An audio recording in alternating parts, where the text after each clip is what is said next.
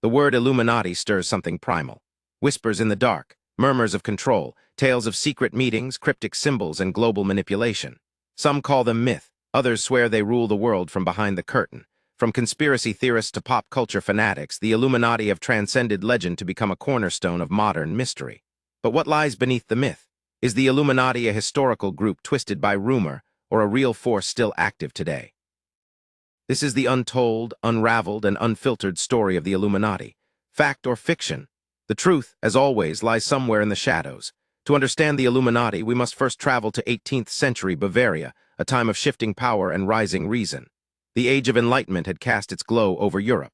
Logic and science were beginning to challenge the iron grip of monarchies and organized religion. In this climate, a man named Adam Weishaupt was born in 1748. A brilliant scholar, Weishaupt became the first lay professor of canon law at the University of Ingolstadt. But he was dissatisfied, deeply, by the Church's dogma and the Jesuit domination of academic life. He envisioned a new world order, not of tyranny, but of truth, of reason, of liberty. On May 1, 1776, Weishaupt founded a secret society. Its name, Die Perfectibilisten, the Perfectibilists, but it would later adopt a far more ominous title, the Illuminati, the Enlightened Ones. Their mission was radical. They sought to infiltrate positions of influence and subtly transform society from within, not through violence, but through stealth. Philosophy, education, politics, no institution was off limits. They believed in reason, equality, secularism, and the eventual dismantling of oppressive regimes. By 1780, the Illuminati were no longer a whisper on Weishaupt's lips. They were growing and fast. With the help of Baron Adolf von Nigg, a charismatic nobleman and Freemason, the Illuminati began to thrive under a cleverly disguised structure, borrowing heavily from Masonic rituals and hierarchies. They spread through the German states, secretly inducting professors, students, politicians, and even members of nobility. Their influence crept into salons, courtrooms, universities, each member sworn to secrecy, to loyalty, to the cause of enlightenment. At their height, the Illuminati numbered over 2,000 members across Europe. They included poets, dukes, academics, and enemies. Because while their intentions may have started noble, their secrecy bred fear. In 1785, the Illuminati's dream would come crashing down. The Bavarian government under Duke Karl Theodor issued an edict banning all secret societies. The Illuminati were accused of plotting revolution, atheism, and sedition. Their papers were seized, their members arrested. Weishaupt himself was exiled. The society was declared dead. Officially, its existence ended before the French Revolution even began, but the seed was planted, and conspiracy is a hard weed to kill. Despite the ban, rumors persisted. Some claimed the Illuminati went underground, that they orchestrated revolutions, that they survived, evolved, and infiltrated every level of global power. Fact, fiction, or something murkier. Soon after the Illuminati's supposed dissolution, Europe was on fire. The French Revolution exploded in 1789. The monarchy fell, heads rolled, chaos reigned. Critics quickly drew connections. The revolution's leaders spoke of liberty and reason, Illuminati ideals. The execution of Louis XVI, the rise of Robespierre, the Reign of Terror. These events, they claimed, were not spontaneous uprisings, but meticulously orchestrated moves in a centuries-old game of control. One of the most vocal accusers was Augustin Barruel, a French priest. In 1797, he published a multi-volume conspiracy theory, blaming the Illuminati and Freemasonry for the revolution and the decline of Christian Europe. His ideas spread like wildfire. Though discredited by many historians, Barruel's work laid the foundation for modern Illuminati conspiracy theories. It was no longer a secret society. It had become a symbol of hidden power. As Europe trembled under revolution, the United States of America was just beginning, and in its founding moments, whispers of the Illuminati found fertile soil. Thomas Jefferson, Benjamin Franklin, and George Washington were known Freemasons. Their belief in Enlightenment ideals, freedom of speech, secular governance, personal liberty, echoed Illuminati rhetoric. Were they members? Most scholars say no, but the symbolism stuck. The all-seeing eye on the back of the US dollar bill, the unfinished pyramid, the Latin phrase, Novus Ordo Seclorum, New Order of the Ages. Coincidence, a tribute to Enlightenment thinking, or secret Illuminati messaging? Even in the 1800s, suspicion brewed. Ministers preached about the dangers of secret societies. Books were written warning of creeping Illuminati influence in American politics.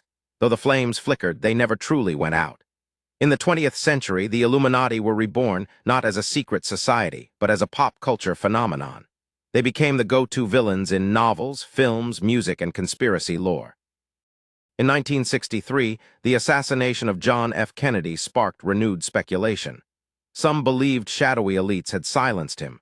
Others traced those elites back to the Illuminati. Theories spread through radio shows, underground books, and eventually the internet. In 1975, the satirical Illuminatus, trilogy by Robert Shee and Robert Anton Wilson, turned the myth into madness. It connected the Illuminati to everything from Atlantis to Elvis Presley. Though intended as parody, it only amplified public fascination.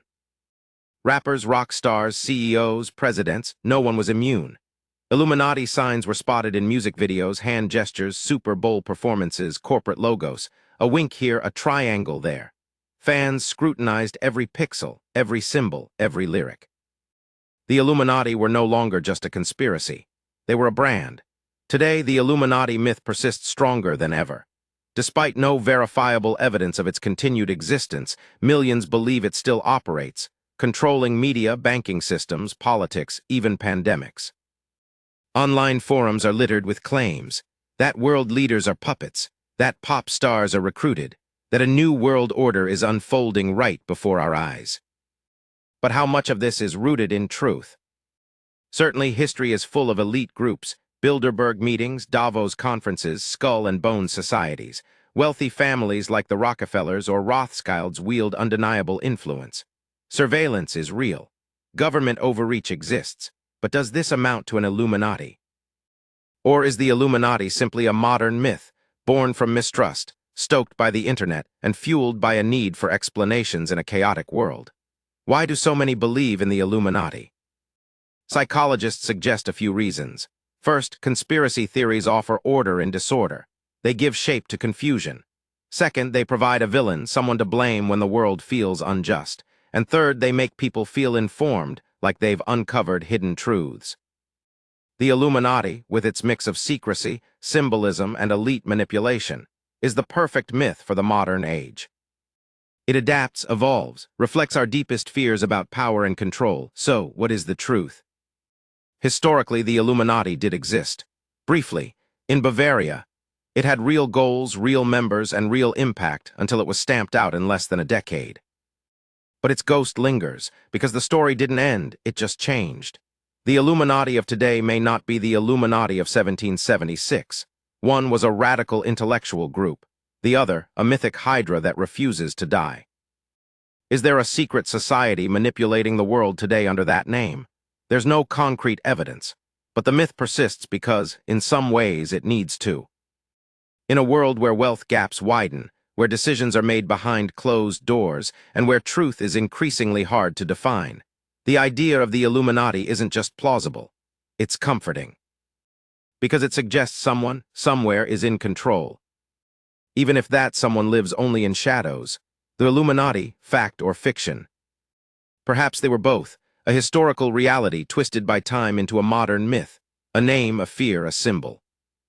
A mirror in which we see not just conspiracy, but ourselves. Because the greatest mysteries aren't always hidden in secret rooms. Sometimes they're hiding in plain sight. If you've enjoyed unraveling the shadows with us today, don't forget to subscribe to History and Mystery. Here we explore the hidden corners of the past, dive deep into unsolved legends, and question the truths we've been told. Every week a new mystery, a new journey. So hit that subscribe button, tap the notification bell, and join us as we bring history's most haunting questions to light. Because in a world full of secrets, it pays to stay curious.